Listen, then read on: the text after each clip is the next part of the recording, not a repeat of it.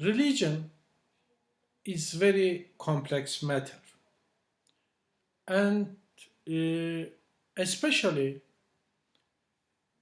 psychologists find religion is very perplexing, and most of them because uh, really because most of them they suppose that religion cannot be studied from psychological point of view.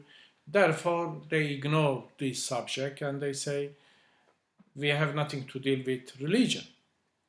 But there is one psychologist who really studied religion, mysticism, alchemy, Eastern religions. So therefore, in the history of psychology, Carl Gustav Jung has a remarkable place because he is one of the few psychologists who really understand and studied uh, religious phenomena. Uh, of course, Carl Gustav Jung, he is the founder of analytical school. He is coming from a religious family. His father was a Protestant pastor. All his uncles, they also they are from clergy. Uh, of course, Jung has a critical attitude toward institutional religion, institutional Christianity, but at the same time, he is deeply interested in the matters of spirituality, religiosity, Eastern religions. Particularly Hinduism, Buddhism, Taoism, Confucianism, they are particularly he is interested in Eastern religions. Of course, when you talk about Jung, you have to mention his relations with Freud. At the beginning, they have a very good relationship, but after that, they broke up, and he he basically he didn't he rejected fundamental theory of Freud, such as libido and so on. And we could say that Jung also doesn't like Freud's approach to religion as well. Jung thought that religious experience, they are I mean,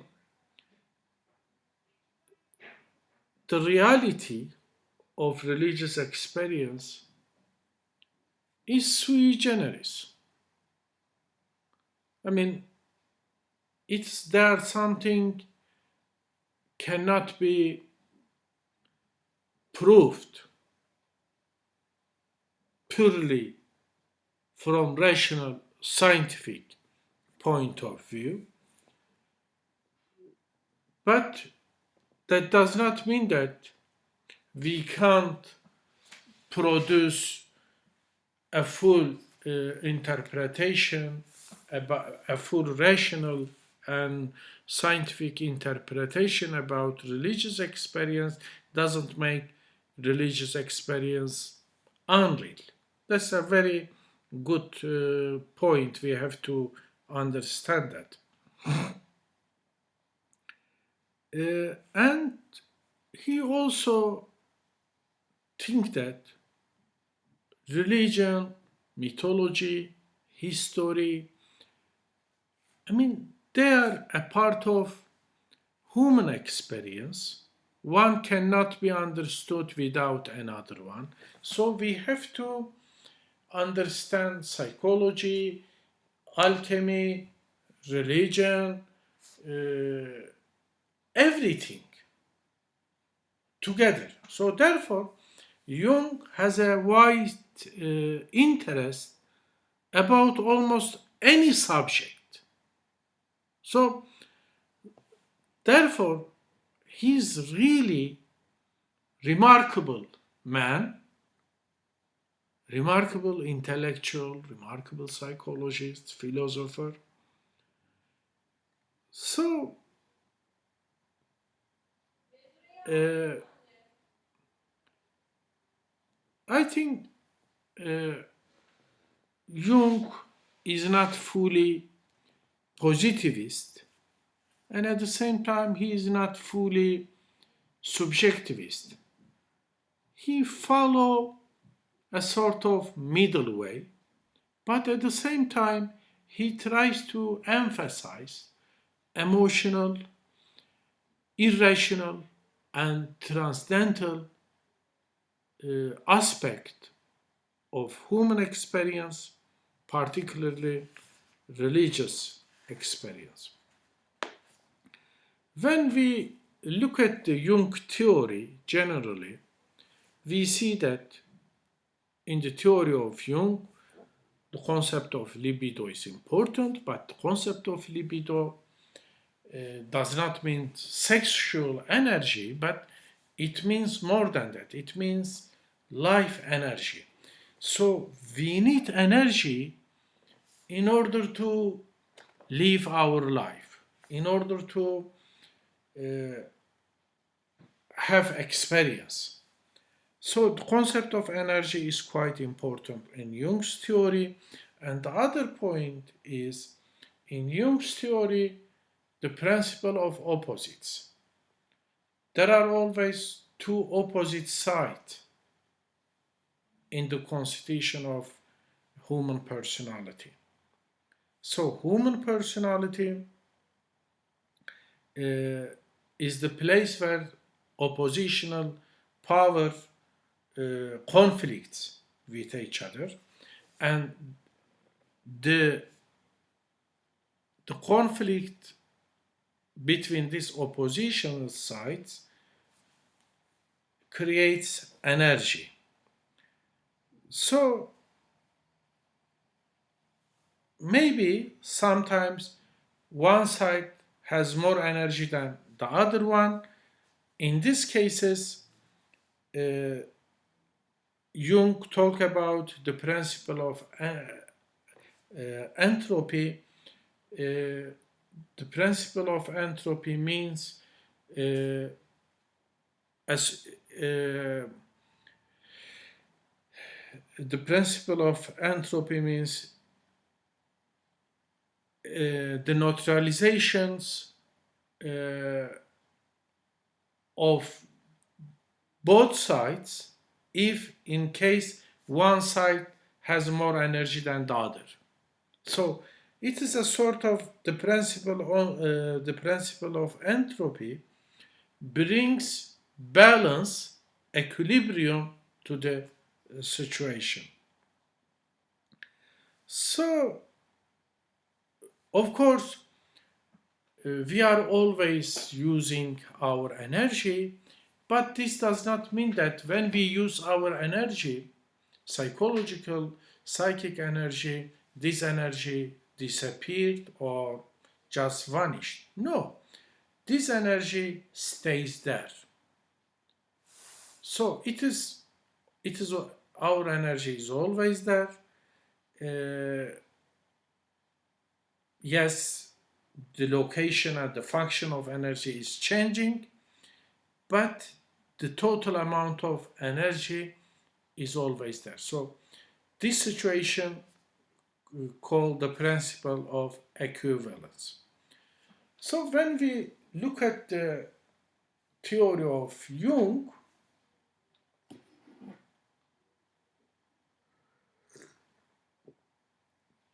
we see in his theory the concept of archetype are important.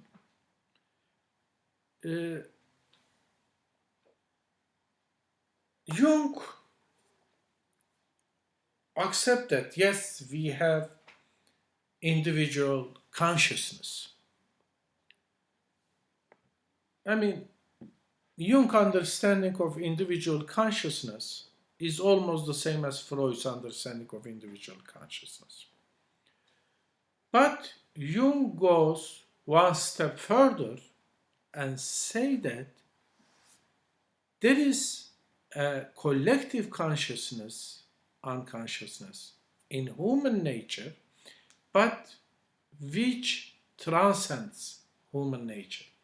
Collective unconscious is not a production of human experiences. All human individuals just have this collective unconscious naturally. So, I think Jung somehow consider mythology, religion, spirituality as the production of collective unconscious. So, what is the content of collective unconscious? Jung talks about archetypes. Archetypes are the content of unconscious.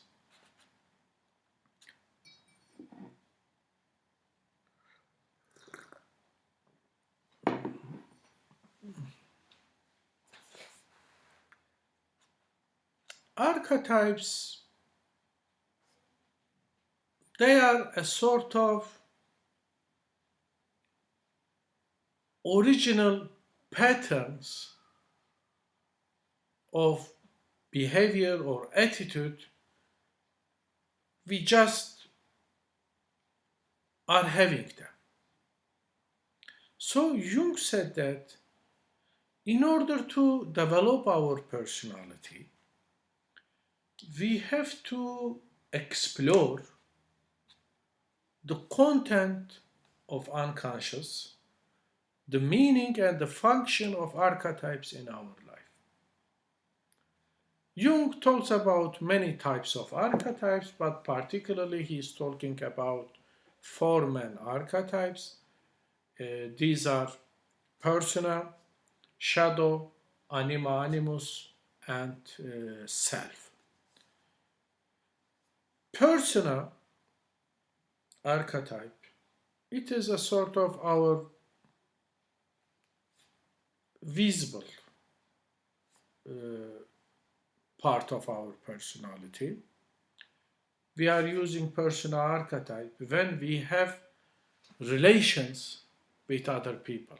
I mean, persona archetype is equal to ego, we could say that. And of course, we have also shadow archetype. Shadow archetype represent our dark side, our negative side, our immoral desires, our negativity, our destructive tendency, and so on. And the other part, the other archetype is, shadow archetype is about how can we have relation with ourselves, because we have to face with our dark side. This is something Jung said that it is a requirement for the development of human personality. And the other archetype Jung is talking about is anima animus archetype. According to Jung, man has male as well as female side, and anima represent this dual idea of being maleness and being femaleness. And similarly, women also have animus archetype. This means that women have idea about women have the image of being woman as well as man in their nature. So the most important archetype probably we have to talk about is self archetype. Self archetype is the central archetype of Jung. Jung said that the aim of human individual is to actualize self. So it is the highest level of human existence. I think the way Jung talk about self archetype, it is almost as if he is talking about God or divine. So we could say that the idea of God in Jung's theory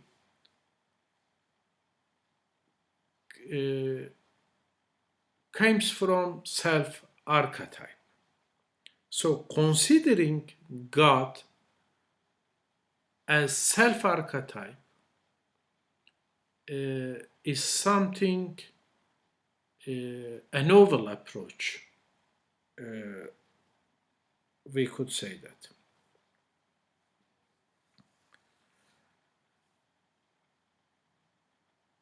So all these archetypes, they are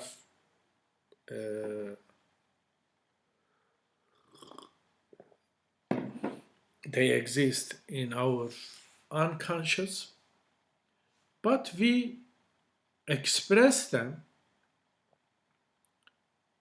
through symbols. So symbols are too important.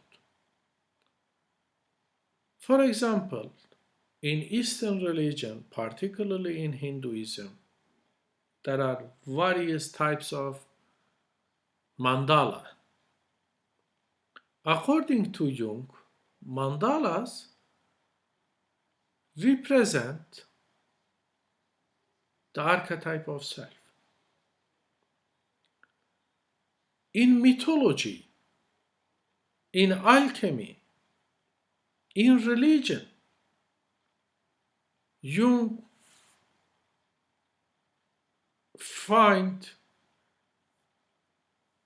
a lot of religious symbols, mythological symbols, and he said that these symbols, they are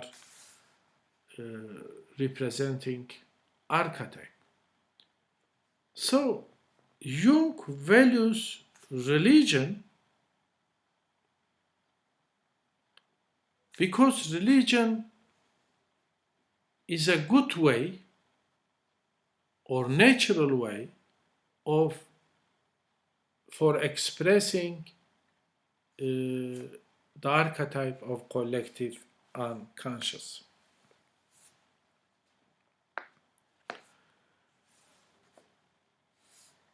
Symbols are important because through symbols humankind expressed their irrational, their spiritual, their religious side.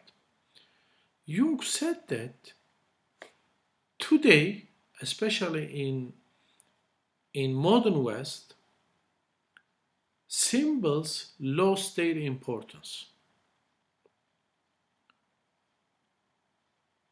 There is a strong tendency for scientific materialism. Jung said that That is the problem of modern man.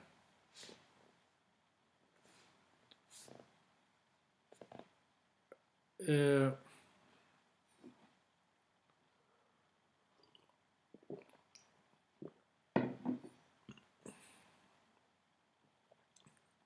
uh, Jung said that modern men and women, they must explore their rational side as well as irrational side, their material side and immaterial side.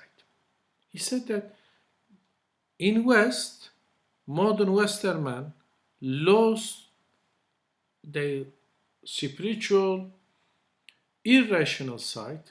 That is why Western people find satisfaction, uh, find satisfaction in the practice of Eastern religions such as Buddhism, Hinduism, and so on. Jung said that no,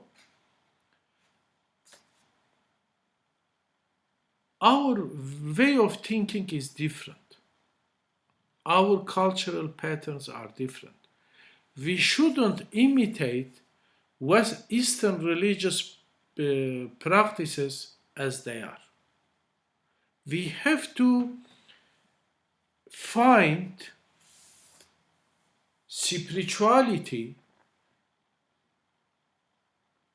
We have to find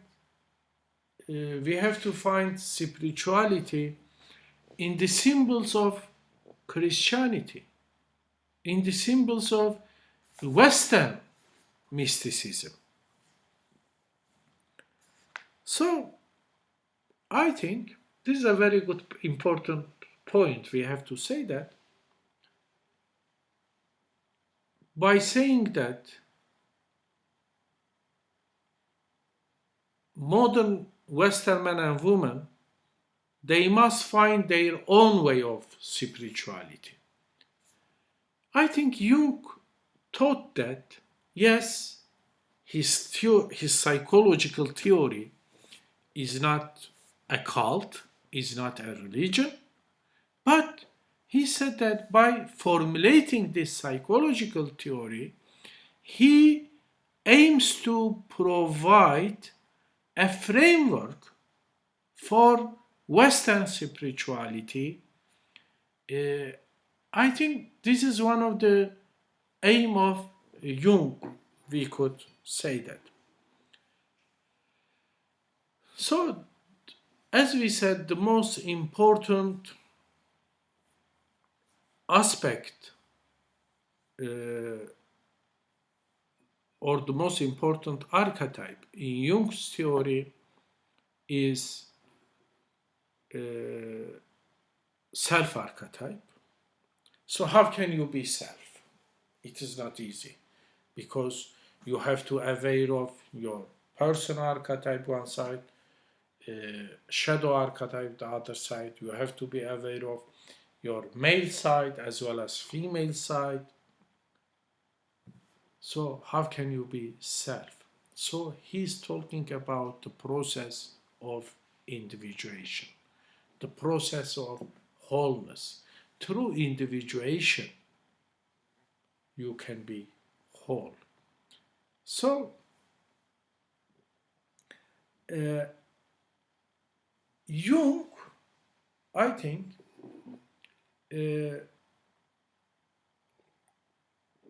he considered alchemy, especially medieval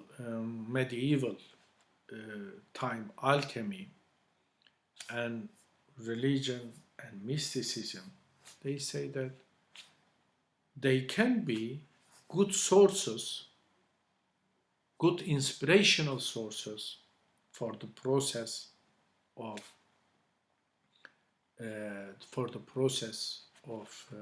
individuation. And of course, Jung has very sometimes he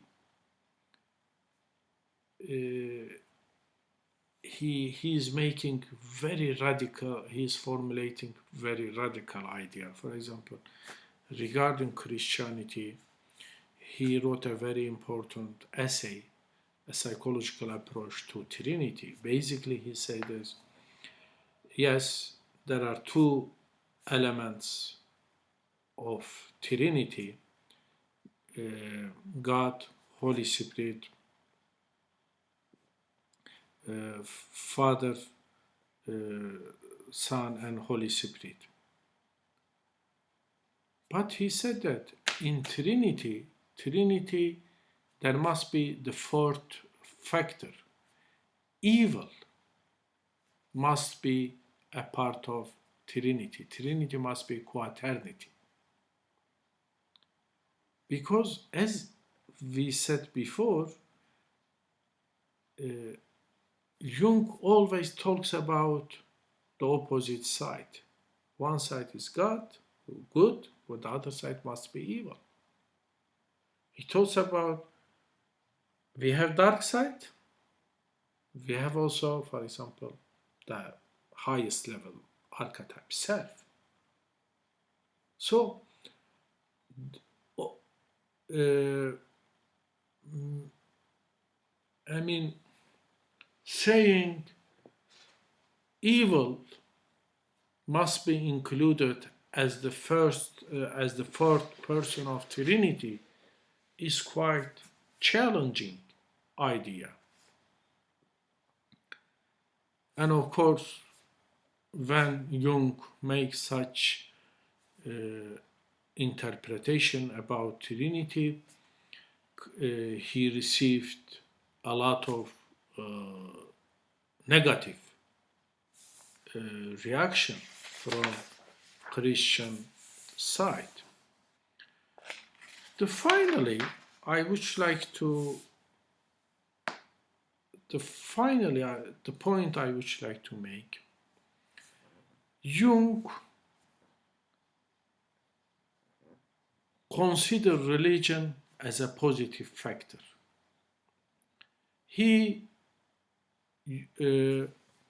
Freud thought that religion is the universal neurosis of humankind.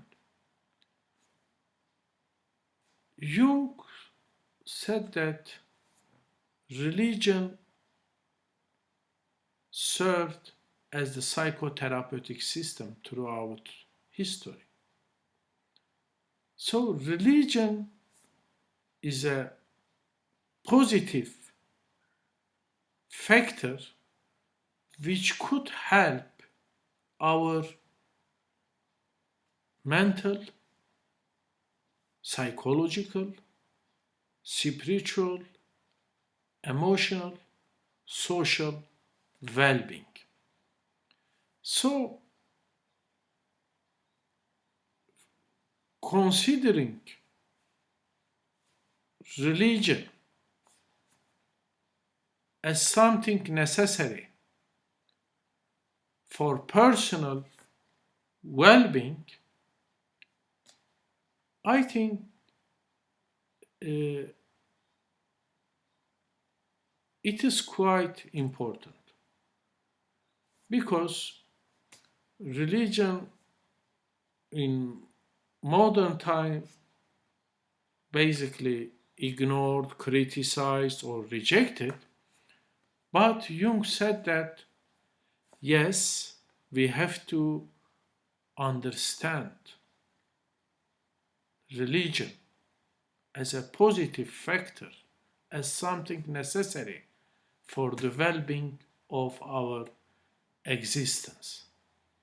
So Jung tried to look at the religious experience not from negative side, but from positive side. So I think